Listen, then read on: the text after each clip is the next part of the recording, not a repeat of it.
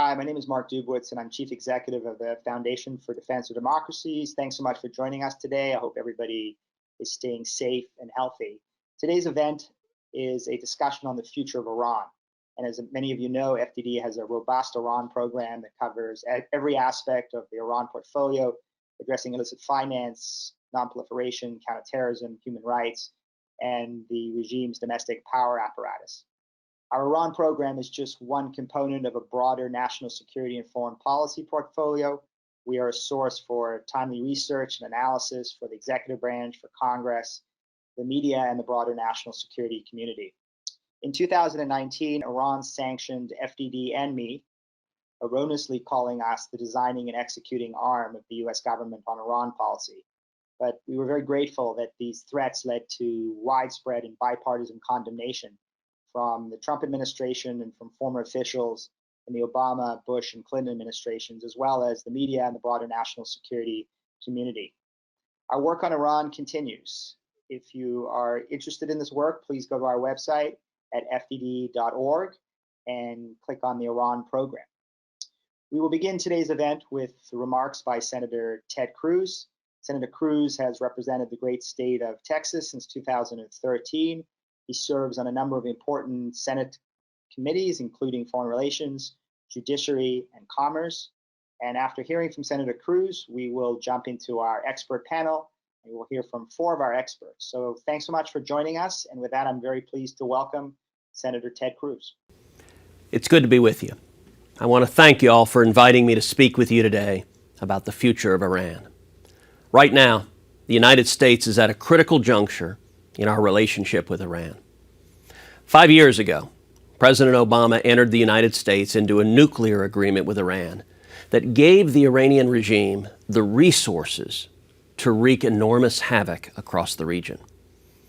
As you know far too well, the catastrophic Obama-Iran nuclear deal reconnected Iran to the global financial system, while also flooding the Ayatollahs with hundreds of billions of dollars in sanctions relief, gifting them everything they needed to launder vast sums of money across the world for terrorism and proliferation.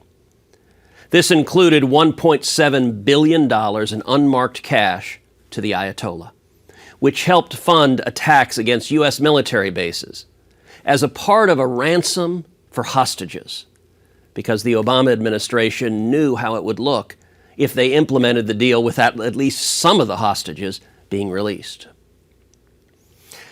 I urged President Trump to withdraw from this disastrous deal.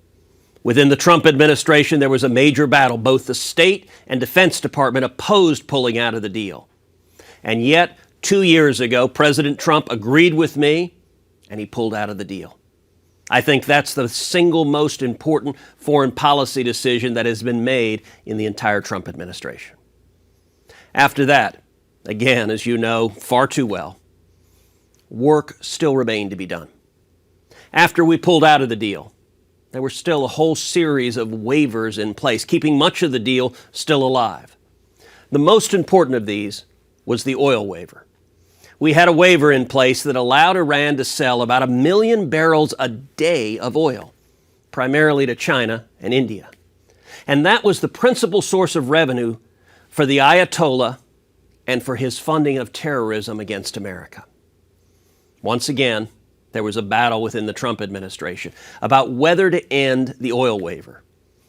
The State Department argued, no, don't end the oil waivers. It'll cause the global price of oil to skyrocket. The Department of Energy, on the other hand, to their credit, took the other side. And they said, yes, absolutely end it. There's plenty of oil supply in the world. It's not going to cause prices to skyrocket.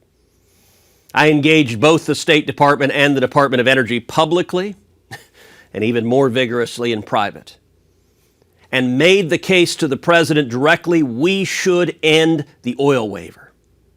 The president agreed. In the end, we now know that State was wrong and Energy was right. Oil prices didn't skyrocket, and so what State was saying was demonstrably false.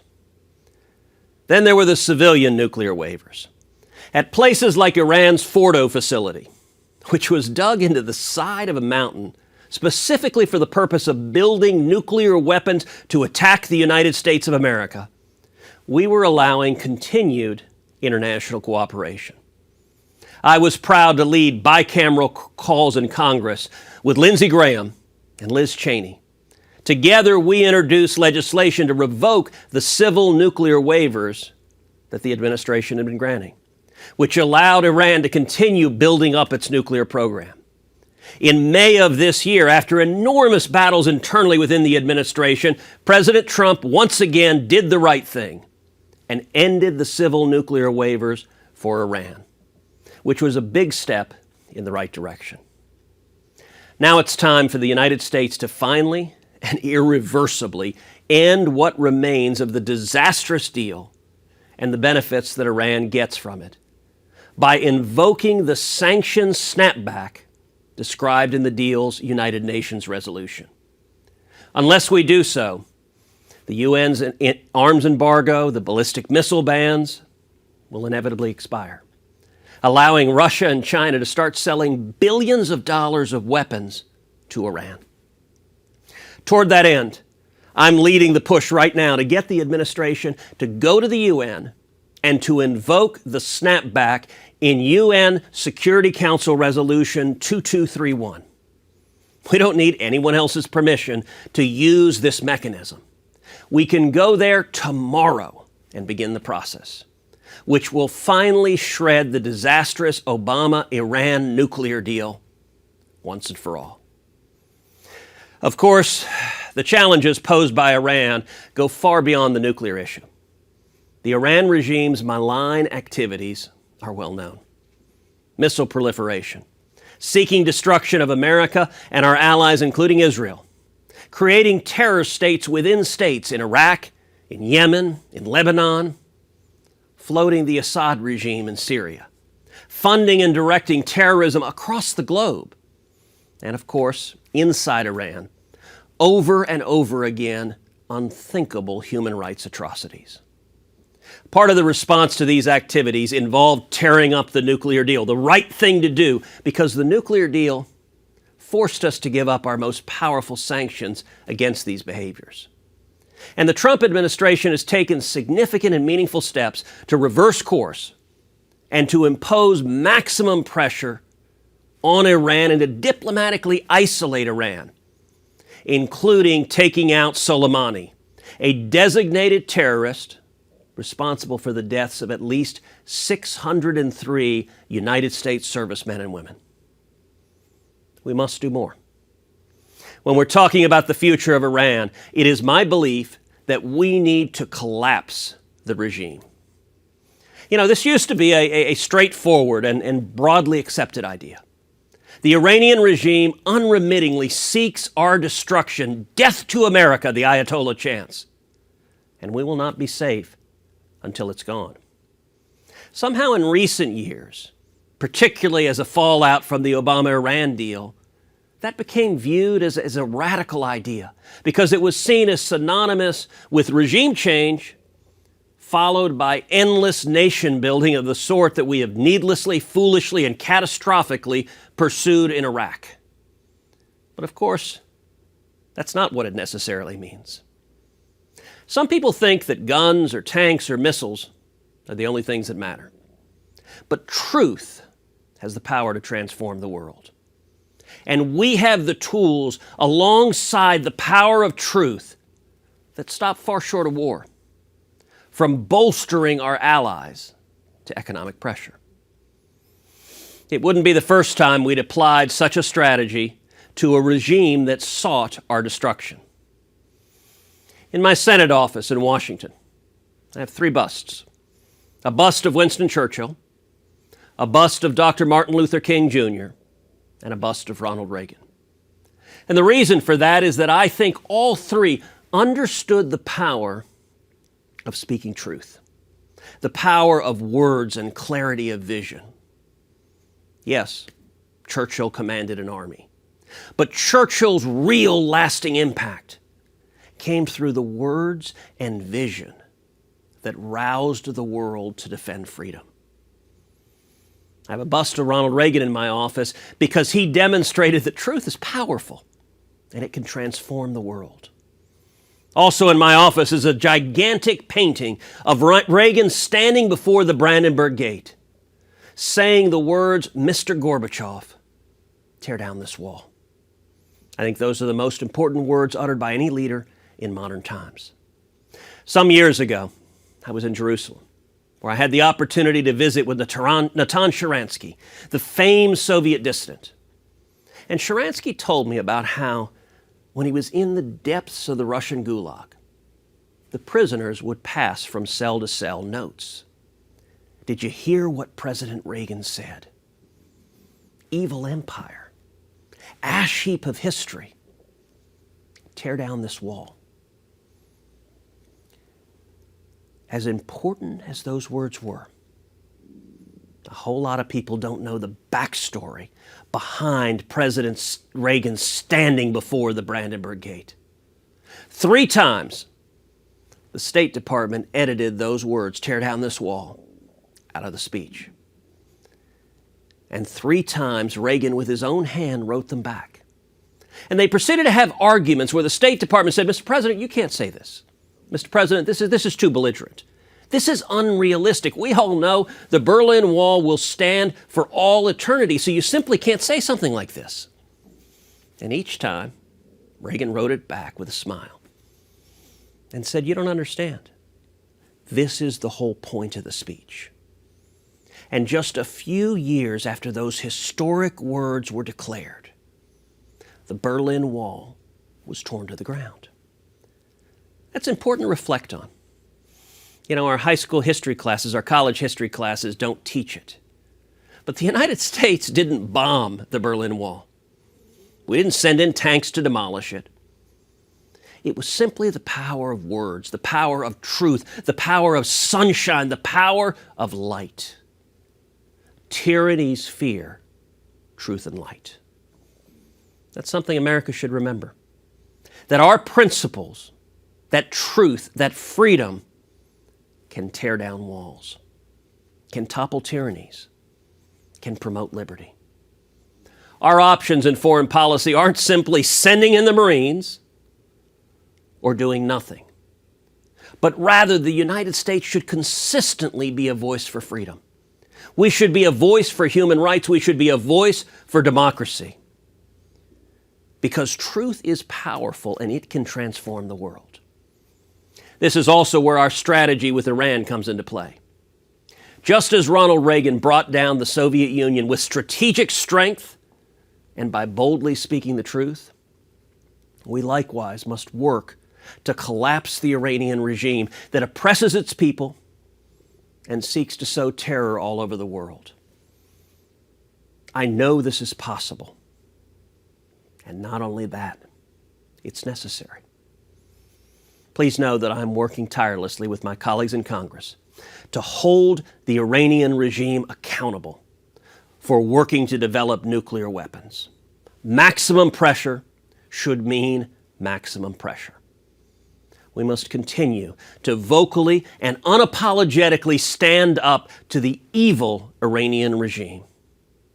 And we must exert maximum pressure and not allow the Ayatollahs to build a nuclear program.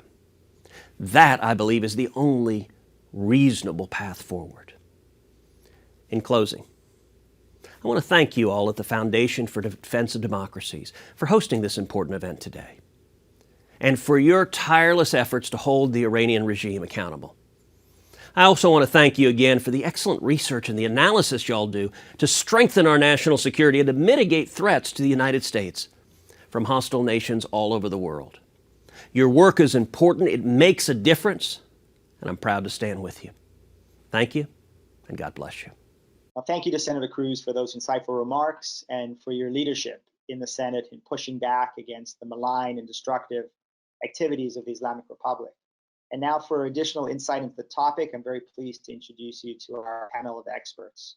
Eric Edelman is a senior advisor at FDD, previously served as Undersecretary of Defense for Policy at the Pentagon, and as a former ambassador to Turkey and Finland.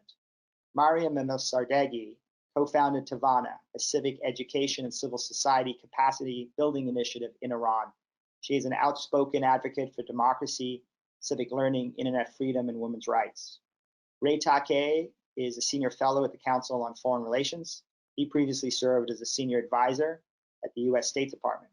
And our moderator for today's discussion is my FDD colleague, Reuel Marc Gerecht.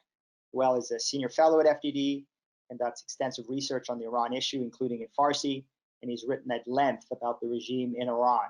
He previously served as a Middle East specialist at the CIA's Directorate of Operations. Reuel, over to you. I want to thank Marc for the nice intro and jump right into a discussion of Ray and Eric's fine essay in Foreign Affairs about regime change. Eric, let's start, I think, with you. And why don't you just tell me why Iran deserves a regime change policy? Why is it the Islamic Republic is so special that it should have the devoted attention of the US government, and we should want to see the theocracy fall? Reuel, thank you very much for the nice words about the article that Ray and I did. Ray and Miriam in some ways are better positioned to discuss, why Iran, in my view, requires the U.S. to follow a policy of regime change. And I think they can talk at greater length about the nature of the regime, which is predicated on a revolutionary ideology that sees enmity towards the United States as sort of a founding organizing principle that makes it very unlikely that the issues that we have had with the Islamic Revolution since 1979 can be really adjudicated through normal diplomacy. I mean, the definition of diplomacy, of course, is the adjudication of, national interests via negotiation rather than through military means. But that requires a willingness to actually compromise and negotiate. And where I think I can speak with some authority, not as much as they, on the nature of the regime, and I hope they will expound on that, the record of US interactions with Iran since the revolution has a distressing sameness to it, which is beginning with the negotiations over the freeing of the hostages that Jimmy Carter undertook, and then subsequent efforts to negotiate with the regime, whether it was the misbegotten efforts that led to the Iran-Contra scandal, whether it was the efforts of the Clinton administration to find some kind of path to negotiating with the Khatami regime after President Khatami was elected, whether it was the on-again, off-again discussions that the Bush administration had with Iran over Afghanistan, over Iraq, and then over at the end of the Bush administration over a nuclear issue, or the Obama administration's negotiations with Iran. They have a distressing sameness, which is Americans thinking that differences between so-called moderates and so-called pragmatists will allow the U.S. to somehow manipulate these internal differences in order to come out with some kind of negotiated solution to the various issues that we've had with the regime. Its support for terror, its support for proxies, its determination to see Israel destroyed, and of course its nuclear program, as well as its human rights abuses. And none of those things, have ever been are adjudicated. This is what my former boss, Secretary of Defense Bob Gates, called the continuing American search for the elusive Iranian moderates. And I think Ray and I have concluded that given the deep differences we have with Iran, and the danger that Iran presents to, among other things, the Gulf and our Arab allies in the region and Israel, this is likely headed for some kind of military confrontation, absent some effort to change the nature of the regime and replace it with one that the Iranian people deserve, and which the American government can negotiate with. Well, I mean, I would say that it could be headed towards a military confrontation, assuming the United States is willing to fight, or it could be a military confrontation with others, but not necessarily. Fair enough. Ray, Miriam, do you have anything to add to that? Is there something in particular, something special about the Islamic Republic that you think that commands a more aggressive policy towards it? Well, let me just briefly begin. First of all, I want to thank FDD, Marc, and Cliff May for putting this event together, and it was a very generous thing for FDD to do. I would add very little to what Eric has to say, because I think he did a great deal of the analysis that was quite persuasive. The question that I always deal with or begin with is not whether or not the United States should have a regime change policy, is whether the United States will be willing to aid the Iranian people in their quest to change the regime. That's kind of framing the issue in a different way. And there are a number of things you need for a regime change policy to succeed, or for the regime collapse to happen. Number one is widespread disaffection from the public, and I think you see it in every social class within the country, in every particular province.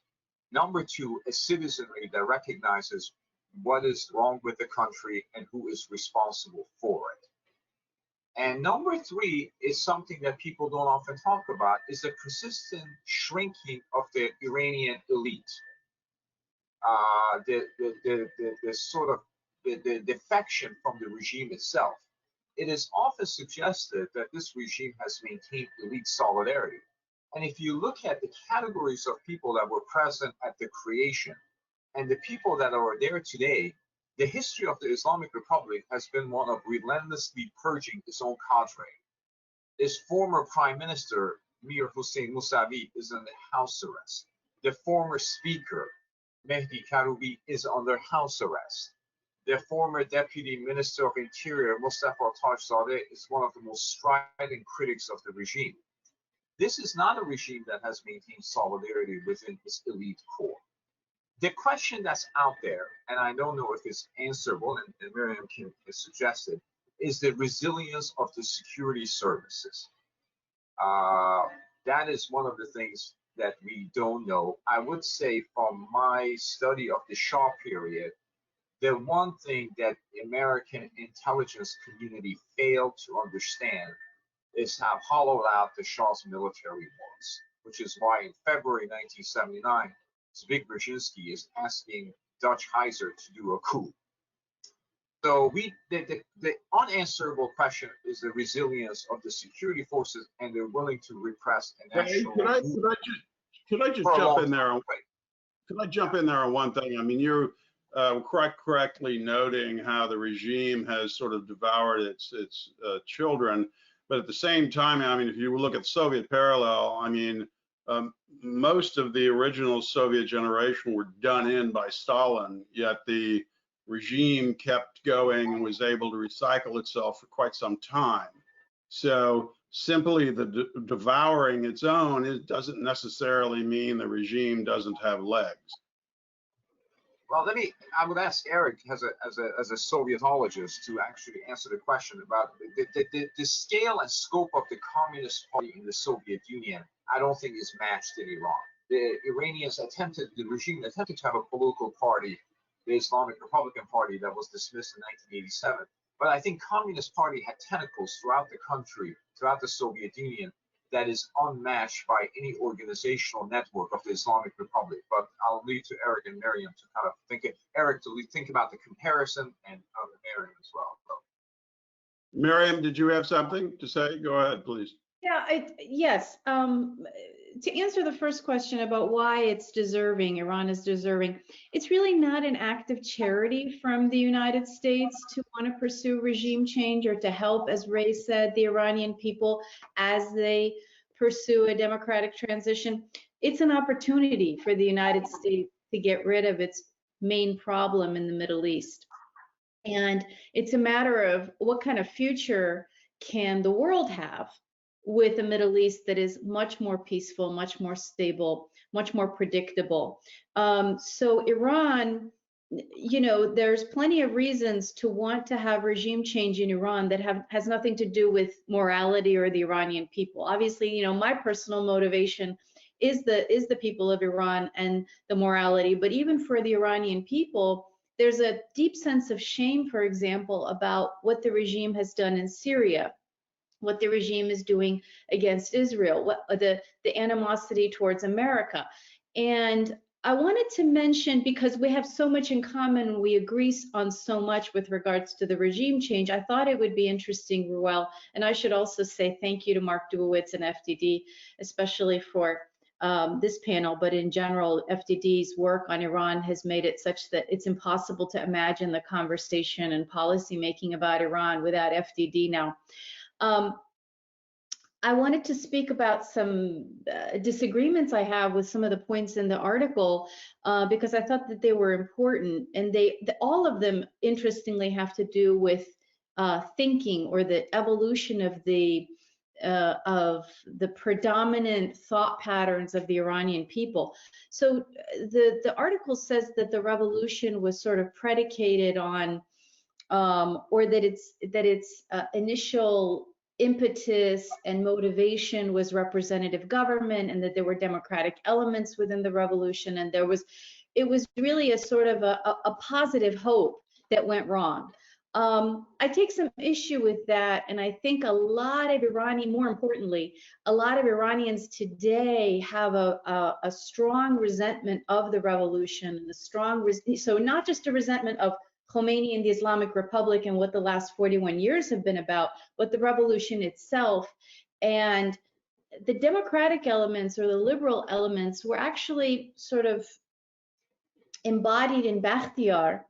And Bakhtiar was anti-revolution. You know, he was trying, or you know, the people who supported Bakhtiar were supporting him because they thought they could see the evil that was coming if things didn't go the way of reform. Yeah, I think it's fair to say that Bakhtiar was an evolutionist, not a revolutionary. Right. Yeah, and the people who supported him were very much afraid of what they could see coming down the road. I think even more than the United States of America could see it at the time. So why is that important today? Because people today on the streets, the slogans, the conversations, the online activity is very much about rejecting the revolution. So something that is in the article is that initial hope is still there, but really the people are rejecting what that revolution was about. And I think in the same way that you wouldn't say that like the Russian Revolution had something in common with the people like Sakharov or Havel, or that the Cuban Revolution and Che Guevara and Fidel had something to do with what, you know, the dissidents are about today. Iran has gone through the same thing. So whereas the revolution was about Shariati and Marx, today it's about the U.S. Constitution and John Locke and really, you know, how do we get the hell out of this, because it's a mess. Ray, yeah, do you agree with that? Yeah, I think that's a fair point. Criticism of your piece? I think that's a fair point. I do think that if you go back even before Prime Minister Bakhtiar, who actually has written one memoir that doesn't get much attention called 37 Days After 37 Years. His premiership for 37 days and the Shah's tenure was 37 years.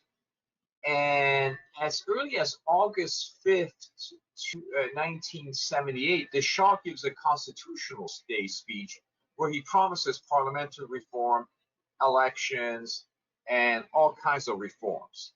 And the monarchy, as well as Shahpur Bakhtiar, and even before him, there was an agreement. I don't want to get too far into the weeds between the opposition and the Shah regarding some sort of a constitutional monarchy. The ironic aspect of the revolution was that whatever was left of the monarchy, and certainly Shahpur Bakhtiar, who was a courageous individual, were offering the Iranian people a democratic representation based upon constitutional liberalism that was rejected for sake of an Islamic government whose contours were either poorly defined or Khomeini simply lied. Khomeini simply lied about what the Islamic government will look like. So it is true that the ultimate promise of liberalism in 1978, 1979 was offered by those on the other side of the revolution. But Khomeini was very cagey about what he was saying. He was a jumble of contradictions. He would say things that women have rights in the Islamic Republic so long as they adhere to religious restrictions. Political parties are acceptable so long as they don't challenge the state.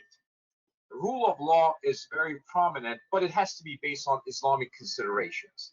So he was a jumble of contradictions that nobody managed to entangle precisely. But the argument that the Iranian people I think it's fair to say that if you were as charismatic as Khomeini was, you're allowed certain confusion in your ideas.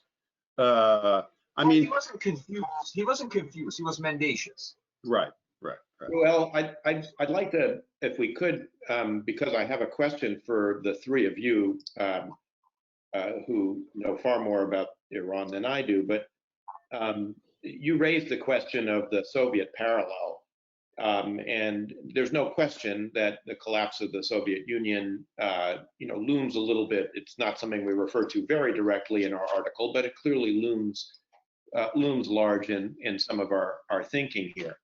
And I remember, in reference to Ray's comment about the Soviet Communist Party and the lack of a similar mechanism in the Islamic Republic to get down, into society. I remember precisely the moment when I first contemplated the notion that the long twilight struggle with the Soviet Union that Jack Kennedy described in his inaugural address might actually come to an end with the collapse of the Soviet Union. And I think, Reuel, you and I maybe talked about it in the past. It was a meeting in the bubble at the US Embassy in Moscow with Jack Downing, the then station chief in Moscow, who was also station chief in Beijing and was, I'm not sure whether this was in your time or not, but he was the deputy director of intelligence at CIA.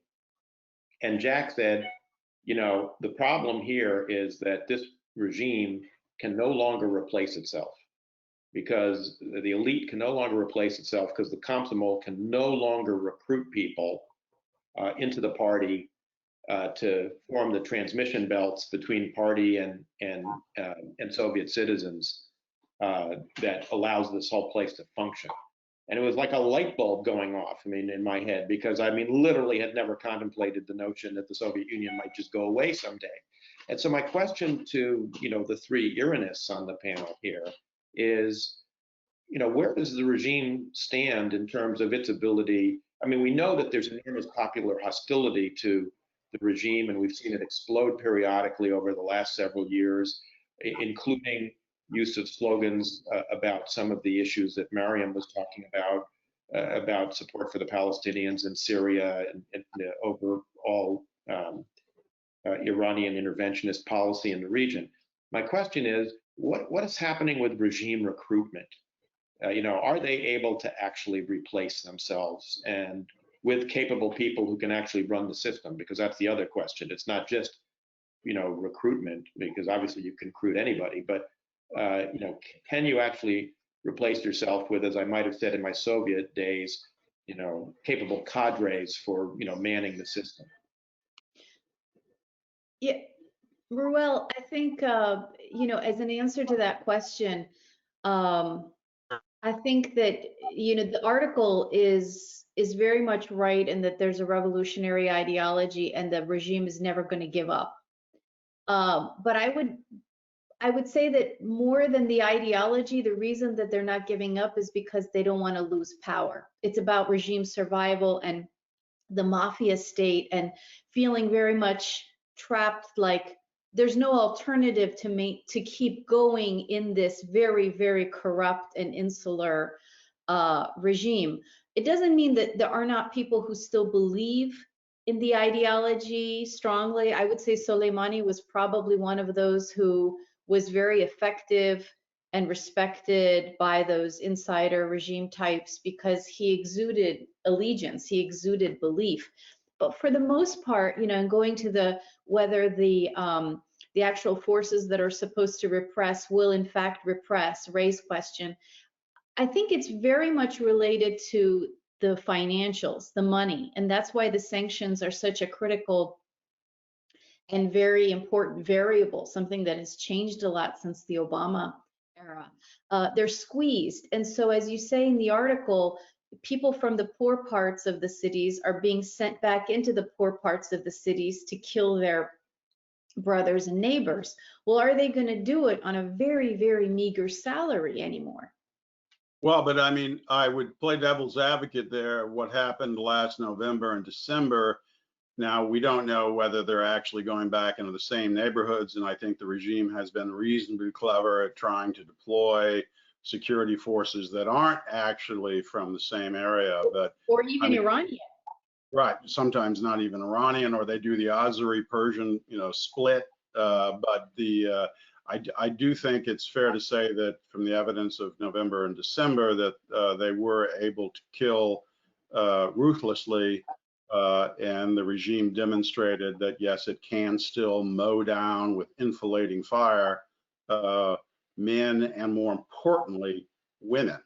Because in 2009, I think there was a shockwave that went through Iran when Nida Sultan was shot down and she was bleeding out. I mean, that was quite graphic. I can't think of anything comparable to that with the crackdown that occurred last winter. In fact, if anything, the regime, the supreme leader in particular, sort of gloated at the brutality, the effective brutality that was used. Ray, do you want to talk about the issue about regeneration of personnel? I think if you look at the book that we have talked about, this is Parsal's book, where he actually goes through statistics. Islamic Republic is a very unusual form of government. It constantly publishes statistics that undermine its own claim to legitimacy. And he was talking about the recruitment into seminary and the fact that so many of the mosques no longer have Friday prayer leaders because people don't want to join the seminary. They don't join the clergy. And so in that sense, I think you're already beginning to see some statistical deflation in terms of the Islamic Republic. I want to talk a little bit about the point that Reuel made about security forces performance last November. This is not a question about killing 150 people, which seem to have been killed, as far as we know. I don't know. During the Iranian Revolution, 2,781 people were killed. There were times when the Shah's regime actually did manage to use force on a selective basis and brutal basis. But the question of security forces' resilience, to me, is not their ability to repress episodic eruptions of demonstrations, whether they can actually deal with the sustained opposition movement over a period of time. And what you saw in 2009 is if the opposition had gone from 15 cities to 35 cities, the regime would probably not have the capacity to control the entire country. One of the things that we saw with the Iranian Revolution of 1979 and the deliberations of the military officers that the Islamic Republic published later on is that when they were looking at the scale of demonstrations, they were saying, okay, maybe we can control Mashhad, Tehran, but we're losing control over Ghazni. We're losing control over this city or that city. There is a capacity issue. And so the question isn't whether a single opposition demonstration, even one that lasted a week or so, could be repressed, because the Shah did this in 1963-64. The question is if the Iranian dissident movement can mobilize itself in an active opposition force that is sustained over a period of time, then it is my judgment, and it's more intuitive than empirical, that those security forces will not be able to discharge their obligations. But could you, Miriam and others can speak no, about but it. if you go back to Eric's question about, the regime recycling the elite, I mean, Right. let me play devil's advocate. Let's use the mafia parallel. I mean, the Italian mafia, Sicilian mafia, they were pretty stupid in the 1930s and 1940s. All right, it was not Francis Ford Coppola's rendition. These were largely, not terribly bright individuals. The mafia lost a lot of power in the United States. In some places was wiped out because one, other gangs came in that were more predatory, and two, because an outside force, the FBI, decided to really go after them. And the discovery the FBI made is where they went after them, that these people are really stupid. But it did require an outside force. So and let's move that to the United States for a moment. I mean, the Trump administration certainly has been more willing than previous administrations to exert pressure on the regime.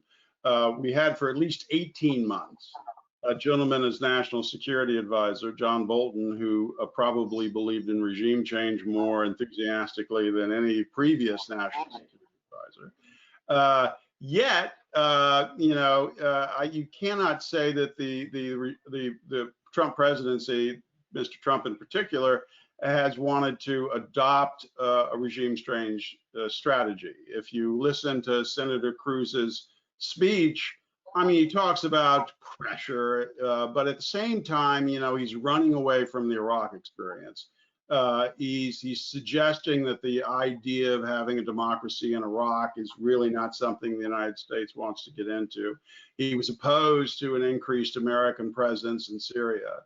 So that means containment might be an issue for individuals on the right as well as the left. So can you envision a scenario for me, if it didn't happen now with the Trump administration, if it didn't happen with John Bolton, where are we with actually having an administration that could adopt the tactics that you and Eric advocated in your foreign affairs piece?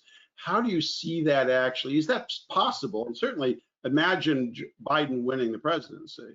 Is there a scenario that you could realistically see where Democrats and Republicans would back an approach, a containment approach, a regime change approach, and I equate the two, that could be effective? Eric, sorry. Eric is a senior partner in this law firm, so he always goes first. So, Senator Biden has said a couple of times that if he's elected, he wants to get back into the Iran nuclear deal. I think some of that was driven by a sense that after the U.S. withdrawal from the JCPOA, that Iran began to increase its enrichment of uranium and was developing stockpiles that would shorten the so-called breakout timeline. Now, I think given the explosions at Natanz and the apparent, and it's more than one, and it's more than one facility apparently, there's clearly been some sabotage of the Iranian nuclear program, and I don't think we know yet how severe that is. I did see that David Sanger and Ronan Bergman in the New York Times were saying that according to some intelligence sources, this is set back the program by up to 2 years. So it may be that when if a Biden administration is elected and if they come in, that they won't feel quite as much time pressure to get back into some kind of agreement to limit the Iranian nuclear program. And it may be that they, at least some of the folks associated with Biden, may be more open to the argument that the Trump administration's efforts have actually provided a new administration with an awful lot of leverage in terms of sanctions, and that it would be foolish to just go back into the JCPOA as it was, because even many of the people involved in that effort under President Obama recognized in conversations that there were some very severe shortcomings of that agreement, the failure to, for instance, cover Iran's ballistic missile program, the fact that after the JCPOA, although there was a hope that Iran would moderate its behavior broadly in the region, in fact, the reverse took place. And so I think there has been some, I would say, chastening of some of the people, not all of them, but some of the people who are involved in this effort. And I think one of the purposes of, Ray's and my article and other efforts, I think, is to try and inform their thinking. And I do think there may be some members of the putative Biden administration who, number one, looking back on the Obama administration's failure to support the Green Revolution in 2009, have a bit of bad conscience about that. And second, most definitely do not want a Biden administration to get caught up in a military conflict with Iran. And they will face some very nasty choices, because if you don't, if you want to avoid a military conflict with Iran, but you don't want to have to deal with Iranian threats to undermine your allies, both Arab and Israeli. No, but Eric, couldn't I just play devil's advocate again? I mean, the traditional response here to the fear of military conflict has been appeasement. I mean, that's correct, and that would probably be the default position. I'm just trying to sketch out a potential alternative, avenue that some people who don't feel that the appeasement that they engaged in the Obama years actually paid off. Sometimes people do learn from mistakes in government, that they might see assistance, including both overt and covert assistance, to in the way that Ray and Miriam have discussed, basically not for the United States to go in and do something, but to enable the Iranian people to do what they manifestly would like to do, which is to get rid of this dictatorial regime and replace it with something that is more representative and less oppressive. Miriam, did you want to say something? Yes, thank you so much. I think on that note, I think it's important to sort of do an inventory of what this administration has gotten right. For if it's going to be Biden or continuation of this administration, one thing they've done very well is to keep up the pressure, not just in terms of sanctions, but rhetoric. So, and tying the sanctions not just to the nuclear program, but to the human rights violations. So it resonates very strongly, very well inside the country when there's a focus by administration officials on the corruption of regime officials, of how the people's money is being spent abroad to kill other people, basically. And when there is repression inside the country, when there's condemnation from the US government, it's very important. And when there's holding up of dissidents inside the country, just as the United States, the Reagan administration did during the end of the Cold War years, it's extremely powerful. I can't state that enough. So the rhetoric is very important. I hope that that continues no matter what, as I think we're all kind of agreeing, coalescing on this point, that I think the real pressure or galvanization, any kind of momentum toward regime change is going to come from the people. But when they get to that place where there's a tipping point, like the Green Movement, in my opinion, really was, and if the United States had simply taken a few decisions in a different direction, things could have really gone differently. Could you, just for the historian, I mean, could you give me the hypotheticals? What should have President Obama done to change that equation of what happened in 2009? Well, some of the negatives had already started. Unfortunately, he had already written 2 letters to the supreme leader by the time the Green Movement was out on the streets, and so that does affect things. I understand that the bureaucracy doesn't act as quickly as we would like, but I think that there was never any intention from Obama himself to try and go for any kind of fundamental shift in Iran. And that's just that's just the way I see that administration, and I see Obama himself. I mean, he has never said he regretted it. Other people in the administration have. He's never said that he regretted it. When people out, as a historical point, Reuel, people were out on the streets unmistakably with the slogan, Barack Hussein Obama, Yobo no Yobama. Obama, you're either with them, the regime, or with us, the people. And right after that, Obama came and made his statement that it really doesn't matter to us who wins this election, as if it was about the election. You know, it wasn't about the election. You've got people out on the streets saying death to the dictator, or no to Gaza, no to Lebanon. I don't disagree with you. I mean, I wish we could recast history, though. I would say, you know, that probably having individuals, the leaders of the Green movement, who were as anti-American as any in the Islamic Republic, having someone like Mousavi, who was, you know, in addition to being somewhat of a left-wing thug in an Islamic setting, also just could never ever let loose of his anti-Americanism. That the coincidence there, the confluence of events, was rather regrettable.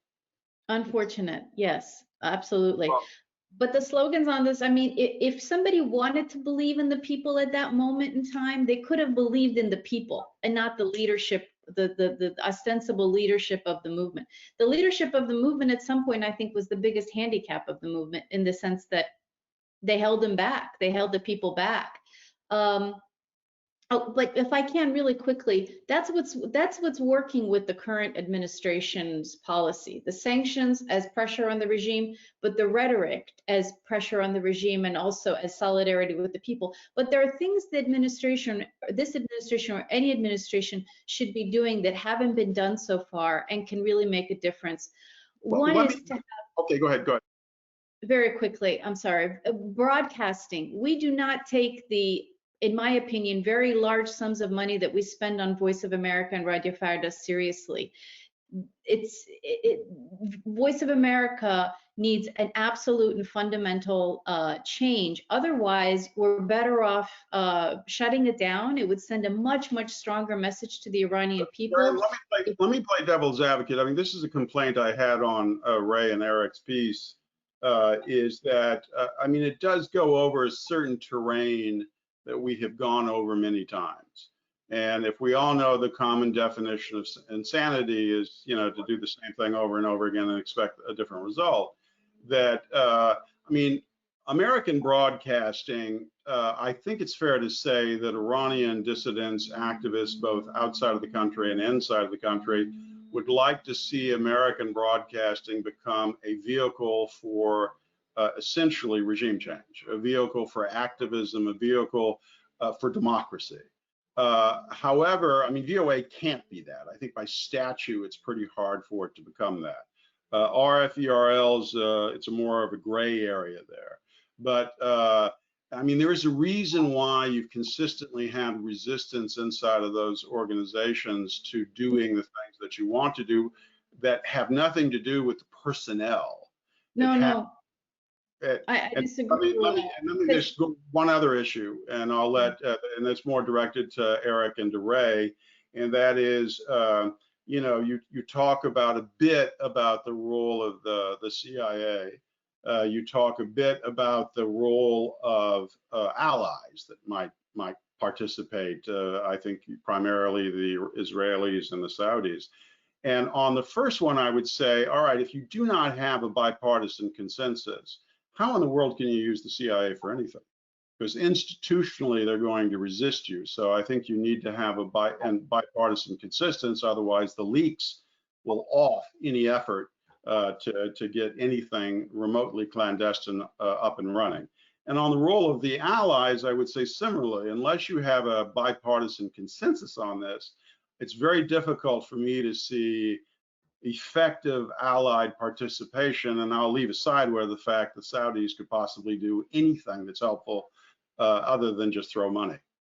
So I'll throw that back to you. You can go back, Miriam, and answer the question on the broadcasting, and then we can go to the second question on the agency and allies.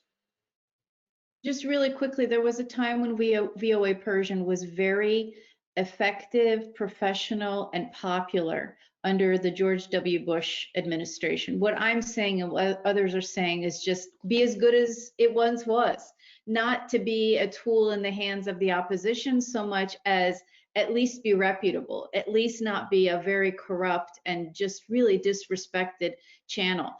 There are other channels doing a very good job.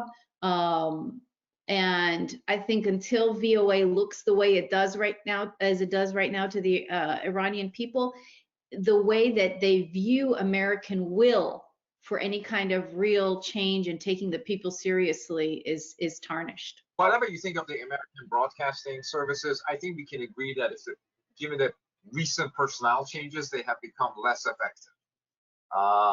Given some of the things that have recently happened, whatever they were before, they're probably not going to be as good as even that today.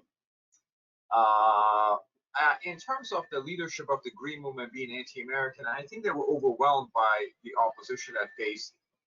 I'm not sure if the anti-American part, I mean, Solzhenitsyn did not have a high opinion of the United States. I think it's fair to say. I mean, you just read his Harvard commencement address. I would say one of the things that the regime has done, which has been brilliant in terms of perpetuating its rule, is to begin a nuclear program and invite arms control discussions about that program. Because it is my estimation that it is very difficult for arms control and a policy of regime pressure to coexist. To me, arms control and détente are the flip side of the same coin. And I do realize people will say that we pursued arms control and destruction of the Soviet Union at the same time. I would say that is not true in 1970s, the high era of arms control between the United States and the Soviet Union. It was true during the first Reagan administration when there was no rule, and then there was just much pressure on the. So I don't believe arms control and attempting to undermine the regime coexist. And if I'm looking at Biden administration or a future Trump administration, given that their focus is arms control, and given my belief that the Iranian government will negotiate with whoever succeeds the presidency in 2020, November 2020, arms control is once again going to be front and center.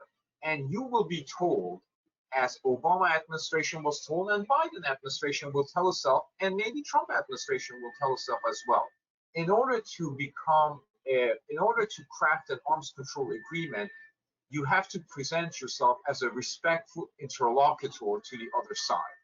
That you cannot ask the other side to foreclose nuclear facilities while also seeking to undermine the regime at the same time. I don't see those two things coming together in November 2020 in the United States. Also, the national context matters. Let's say a Biden administration's focus will be dealing with a pandemic, rehabilitating the economy, and dealing with racial injustice issues. So what they would want from the Middle East, what they would want from Iran, is no crisis. That leads me to believe that they will seek, since I don't believe there's a permanent arms control agreement possible between the United States and Iran, but I do believe some interim agreements could be possible. Ship out your rich uranium for this amount of sanctions relief while the conversation continues. I could easily see that happening. So the centrality and dominance of arms control, in my opinion, limit the possibility of a more aggressive approach to Iran. Wendy Sherman used to begin every conversation with the Iranians trying to get their confidence by suggesting we are not after regime. John Bolton, as National Security Advisor, essentially said we are not after regime change. It is article of faith in the United States diplomatic corridors that if you want to successfully negotiate an agreement with the Iranian regime, you have to essentially recognize the legitimacy of that incumbent regime. But Reagan didn't do that. Reagan didn't do that. Reagan called them an evil empire and negotiated, about the nuclear program, about arms and weapons and everything at the same time. I mean, that's our big precedent, isn't it? Isn't that our big historical example? You're absolutely correct. There was not a single conversation between George Shultz and his counterparts when the issue of human rights didn't come up. What I'm trying to suggest is that the Soviet model has never been applied to negotiations of arms control negotiations with Iran. And should I'm be. skeptical It that should be. it should be, but It it should hasn't be. been. And It you know, hasn't. I think one of the things that it would be great for Americans to have in common with Iranians is that for them all to see that everybody knows the regime is a lie. The regime officials know they're lying. The people of Iran know they're lying, just like the Soviet officials knew they were lying, and the people of the Soviet Union knew that the regime was lying. You know, like let's call a spade a spade. Don't sit with them and say you're all good. We want to keep you. There's no problem other than the nuclear issue. There's a lot of problems in the Middle East that all come back to this regime, and America's not being honest about it. I mean, let us remember historically that Reagan was, even in his own administration, on many of these issues, the odd man out. So you do have to have someone who has the bully pulpit and can use it well for that scenario to be somewhat plausible, I think, on the Iran side.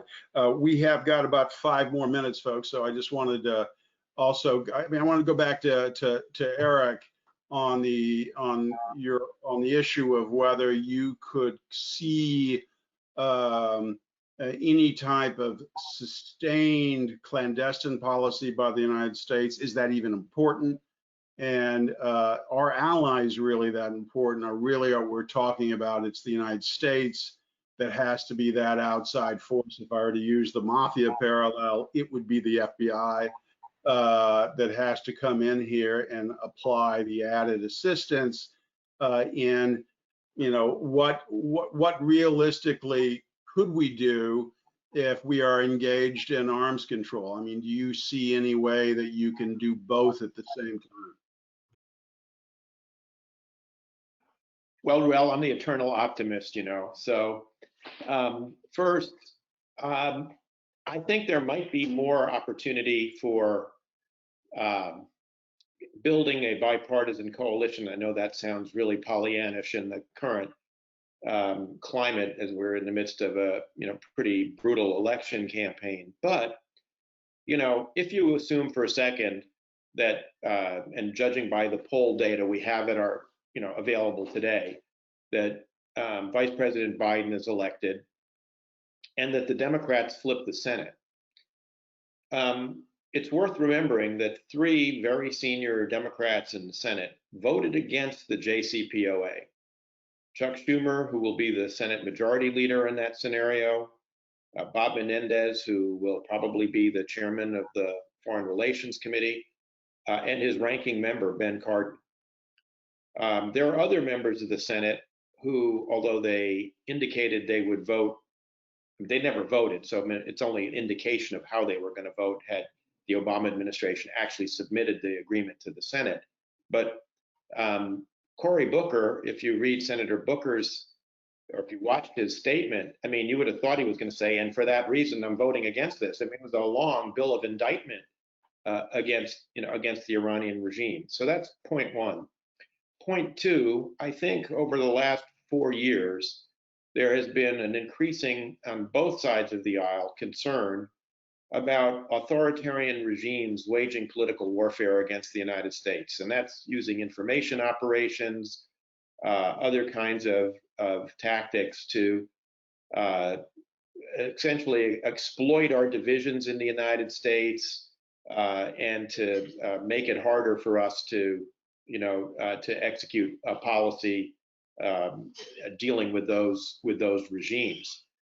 And so I don't think it's out of the question that people might come to the conclusion that in dealing with these regimes, we have to use, as Secretary Gates likes to say, all the tools in the toolbox that we have. And that includes both overt democracy assistance as well as covert activity. Even if you wanted to get into a negotiation with Iran to improve the deal, you'd want them to be under pressure. Now, I think there are a few more things we could do from sanctions to pressure the regime, but I think we're getting closer and closer to sort of diminishing returns on sanctions.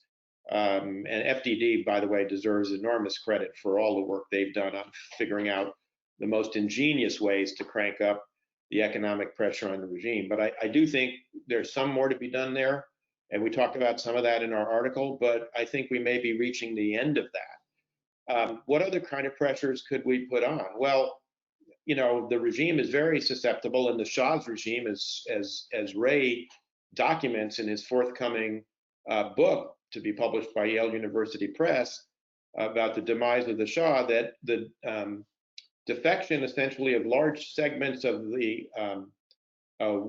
working class in Iran, particularly in the oil fields and transport industry, helped bring down the regime. Now, in the last several years in Iran, we've had strikes by transport workers, bus drivers, by rail workers, teachers unions, sugarcane workers, and we ought to be. We've done that before. We knew how to support solidarity in Poland under the Reagan administration, and we have a history of that. Bipartisan, started under the Truman administration in Western Europe when the Soviets were very aggressive there in the late 40s and 50s. I know I'm dating myself, Reuel. You're making my old case officer heart go pity patter. Though I must say I am somewhat confused on how we might do it now, but it's certainly worth trying. I think we're about ready to close here, so I just wanted to well, thank Eric for that excellent summation. Thank Ray and thank Miriam for participating in this. I think we actually did flesh out the excellent article a bit, and you know, inshallah, may optimism triumph. So thank you. I just want to conclude by thanking FDD for providing this forum. Thank you. We'll end it here.